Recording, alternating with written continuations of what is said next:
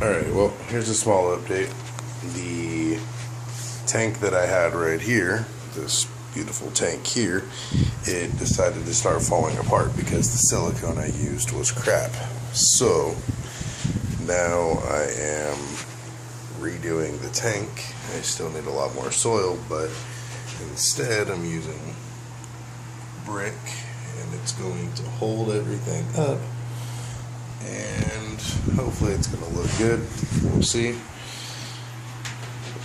All in all, not too bad though. Not for a 55-gallon tank. But the frogs that were in here are now in this little nano tank, which they're only in there for a temporary amount of time.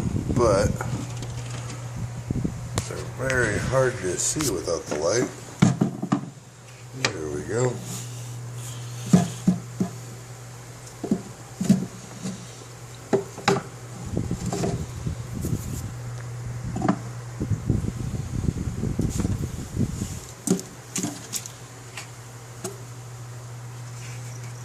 And then they tend to jump back here a lot, where the filter goes and stuff, and there's loose wires. It's not the business. Watch out, dude. Scoot and caboot, kid. There we go.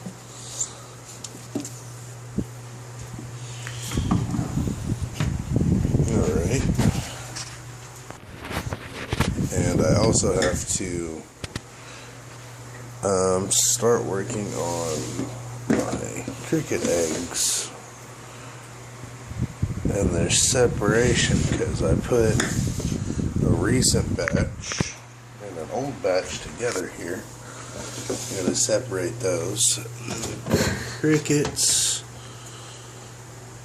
are all piled up in their water. Must be hot in there. Not all piled up. There's a lot of them in there. So after this video, I guess I will be doing that. And then of course the springtails.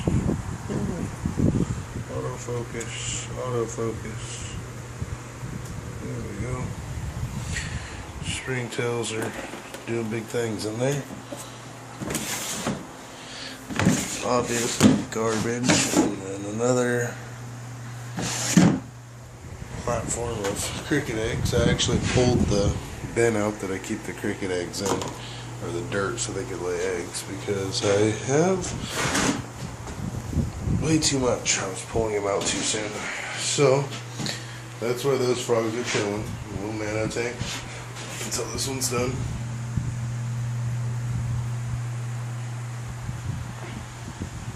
And then I'm hoping it's going to be fine, but I put this in the water. Supposed to help.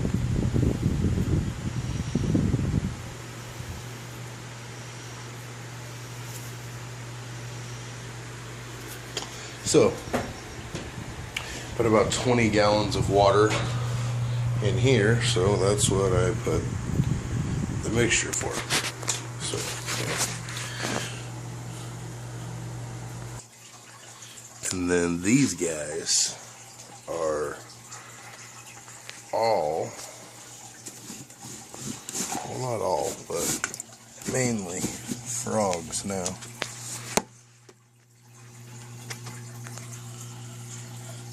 And then, where is he hiding?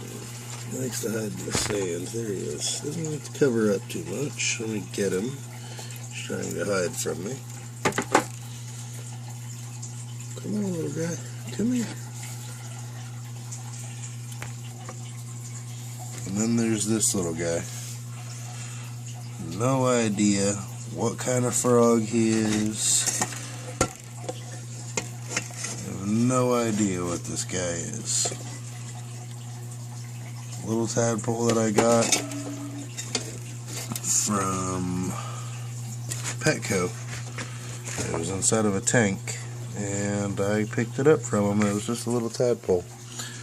So now he's a frog, and I have no idea what kind of frog he is.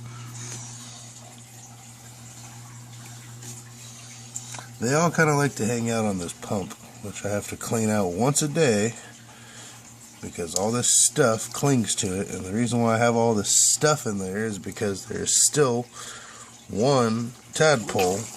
Get out from underneath there. And he likes to hide underneath the pump.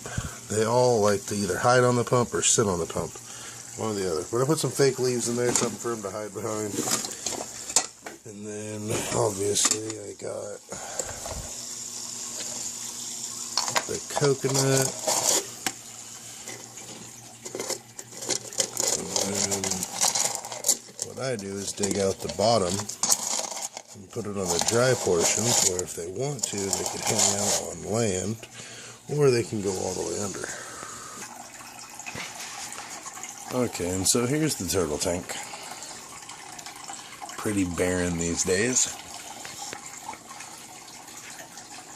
I got one of these little floating little deals for them to chill on, so now their tank's pretty hollow on the inside. And there is a bunch of lettuce chunks, romaine lettuce, floating around in the tank because there is one tadpole in there. And these little crayfish / crawdads, whatever you want to call them, they tend to eat the lettuce as well sometimes, so not too bad of an idea to have them sitting around in there, I suppose. And there's one goldfish, 2 red-eyed tetras, and then these guys, which last night I had to quarantine them and put them in their own little dry tank because the little guy, if I can get it on camera, oh, there he is, got a little discoloring in the tip of his shell, which I don't know if it'll go away or not. And the shell, little turtle shell capsule thing that I have is that little white thing, and it's about completely dissolved.